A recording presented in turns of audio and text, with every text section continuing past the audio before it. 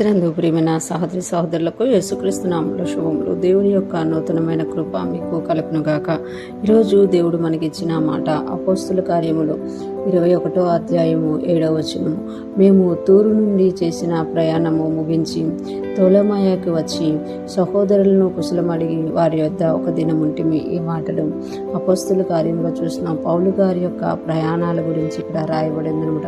పౌలు గారు ఎప్పుడైతే ఆ సువార్త కొరకు అనేక దేశాలని అనేక ప్రాంతాలని ప్రయాణం చేస్తూ ఆయన తూరు నుండి చేసిన ప్రయాణం గురించి, అంటే వాళ్ళందరూ కూడా పౌలు ఒక టీం ఉండేవారు అనమాట. ఇక్కడ అంటున్నారు కదా, మేము అంటే ఆ టీంలో లూకా గారు కూడా ఉన్నట్టు మనం ఇక్కడ చూడగలం అనమాట.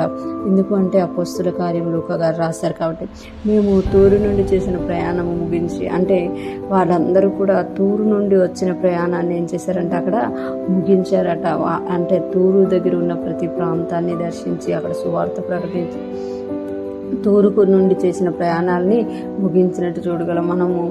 అంటే పౌలు గారు చేసిన ప్రతి సువార్త ప్రయాణంలో కూడా అనేకమైన ఆటంకాలు, అనేకమైన అడ్డులు వచ్చినప్పుడు కూడా ఎక్కడ కూడా పౌలు గారు ఆగకుండా ముందుకు వెళ్ళిపోతున్నట్టుగా మనం చూడగలుగుతాం.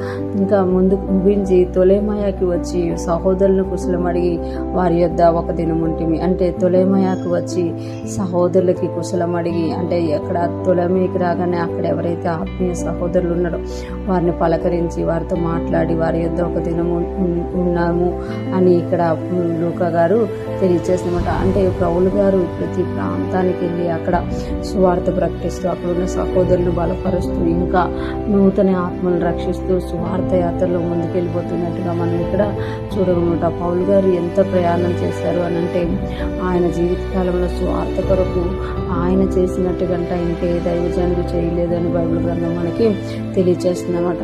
ప్రతి ప్రాంతంలో కూడా ఆయన శ్రమ వచ్చినా కష్టం వచ్చినా బాధ కలిగిన ఆయన ఇప్పుడు కూడా సువార్త కొరకు వెనకడుగు వేయలేదనమాట. ముందుకు సాగిపోతూనే వచ్చారనమాట. తర్వాత మనం చూసుకుంటే 8వ వచనంలో, మరునాడు మేము బయలుదేరి కైసరయ్యకు వచ్చి 7గురిలో ఒకడును సువార్తికుడినైన ఫిలిప్పు ఇంట ప్రవేశించి అతని యొద్ద ఉంటిమి. అంటే తొలమాయిక్లో ఒక రోజు ఉన్న తర్వాత మళ్ళీ కైసరికి ప్రయాణం చేశారట.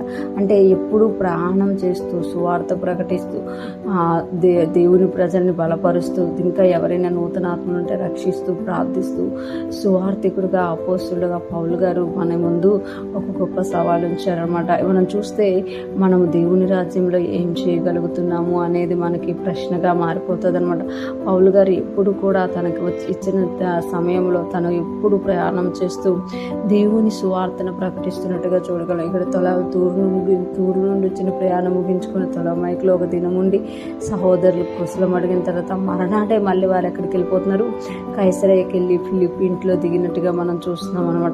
అంటే ప్రతిరోజు ప్రయాణం, ప్రతిరోజు సువార్త చెప్పడము, ప్రతిరోజు దేవుని రాజ్యము గురించి బోధించడము పౌలు గారి దినచర్యలో ఉన్నట్టుగా మనం ఇక్కడ చూడగలుగుతున్నమాట. ఈరోజు ఫ్రెష్మన్ ఉంటున్న ప్రతి ఒక్కరు జ్ఞాపకం చేసుకోవాలి, మనం కూడా సువార్త భారం కలిగిన వారిగా ఉండాలి అని దేవుడు కోరుతున్నమాట. మనకిచ్చిన సమయంలో మనము దేవుని సువార్త ప్రకటిస్తూ ముందుకెళ్ళే వారిగా ఉండాలి అని దేవుడు కోరుతున్నారు. ఎప్పుడైతే మనం దేవుని రాజ్యం కొరకు ప్రయాసపడతామో అది మనల్ని ఆశీర్వాదకరంగా మారుస్తుంది అని ఇక్కడ మనకి తెలియజేస్తున్నారు. ఈరోజు ఫ్రెష్మన్ ఉంటున్న ప్రతి ఒక్కరం కూడా పౌలు గారి లాగా సువార్త భారం కలిగిన వారిగా, మనమున్న ప్రాంతాల కొరకు వెళ్ళి సువార్త ప్రకటించేవారుగా, మనమున్న ప్రాంతాల కొరకు ప్రార్థించేవారుగా మనం ఉండుగాక.